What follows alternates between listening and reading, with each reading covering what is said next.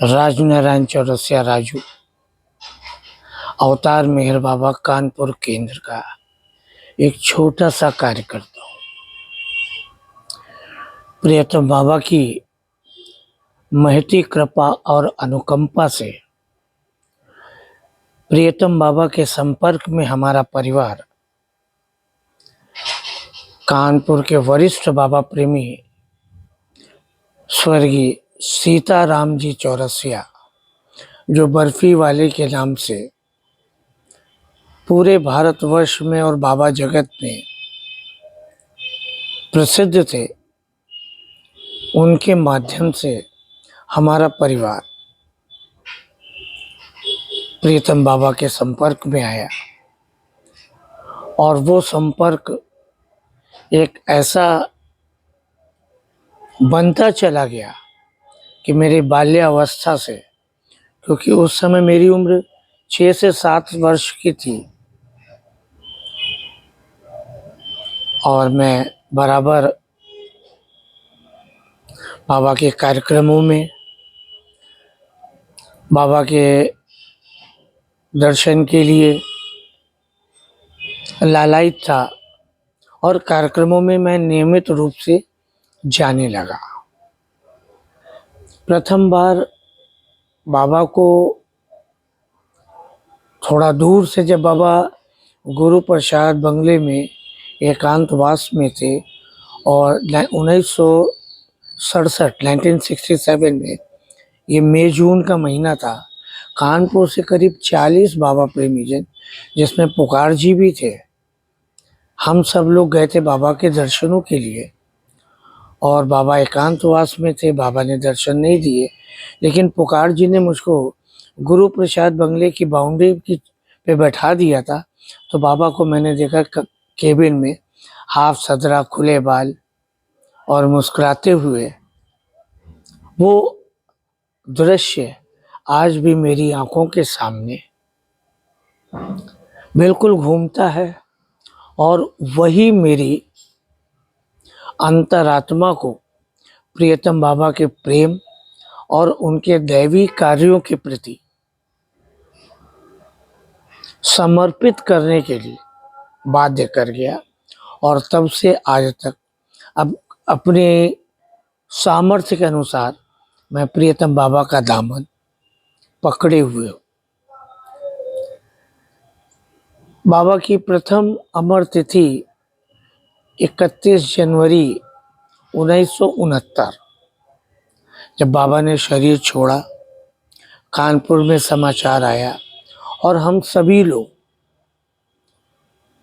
तुरंत जो जैसे भी था उसी हालत में अहमदनगर पहुँचे और मन में यही एक था कि बाबा क्या देखने को मिलेंगे। लेकिन जब मनमाड पहुँचे तो वहाँ के एक मराठी न्यूज़पेपर के द्वारा ज्ञात हुआ कि बाबा की बॉडी को 7 दिन के लिए दर्शन के लिए रखा जाएगा। तो सबकी जान में जान आई और सब लोग बाबा के दर्शन के लिए अहमदनगर से मेराबाद पहुँचे और 7 दिन तक वहाँ रहे।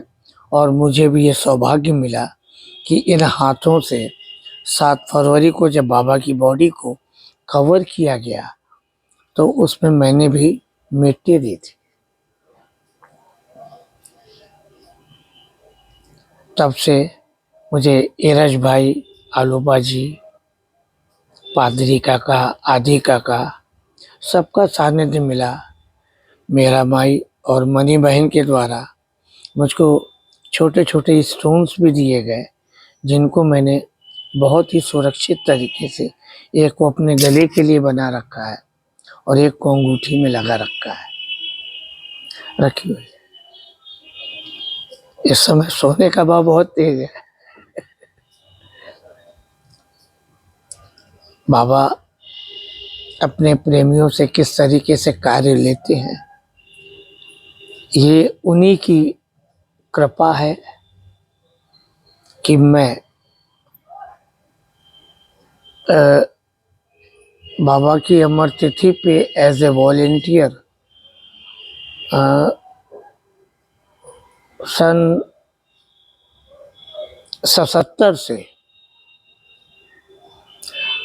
1977 में प्रथम बार मैंने एक वॉलेंटियर के रूप में वहाँ कार्य किया।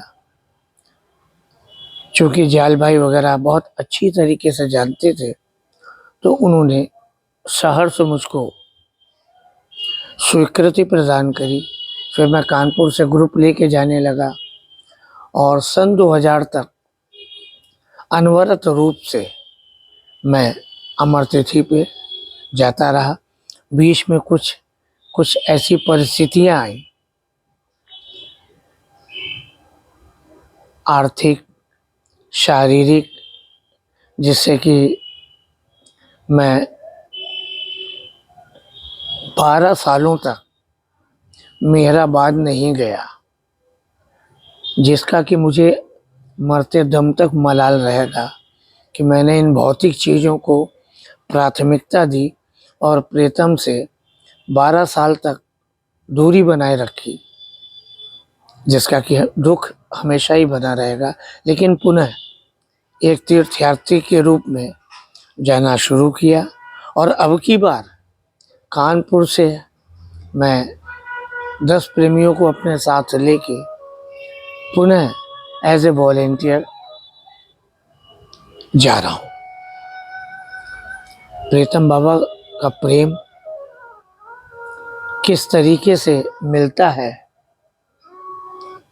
उनको अनुभव करने की ज़रूरत है। वो अपने प्रेमियों से किस तरीके से कार्य चाहते हैं, क्योंकि बाबा ने 4 चीज़ों को प्रमुखता से बताया है। Punctuality of the time, honesty,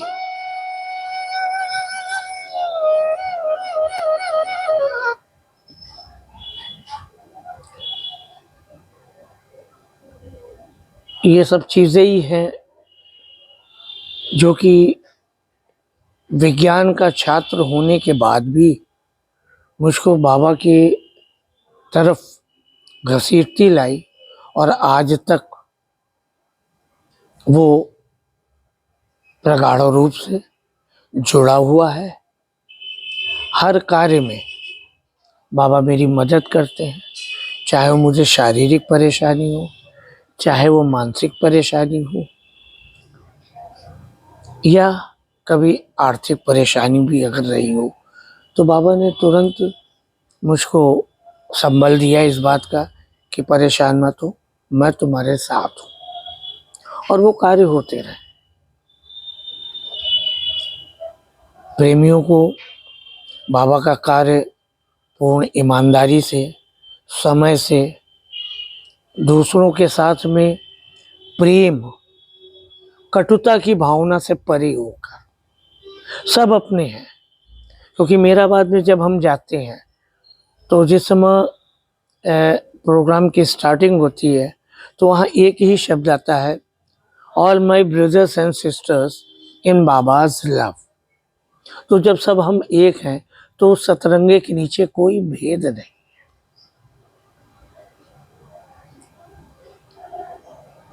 इससे ज़्यादा मैं क्या कहूँ।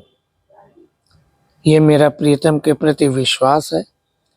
अपने जीवन काल में मैं कोशिश करूँगा कि उसका मैं पूर्णतः ईमानदारी से निर्वहन करूँ, और मेरा ये शरीर अगर किसी कार्य में आ सके तो मैं उनकी कृपा और अपना सौभाग्य मानूंगा।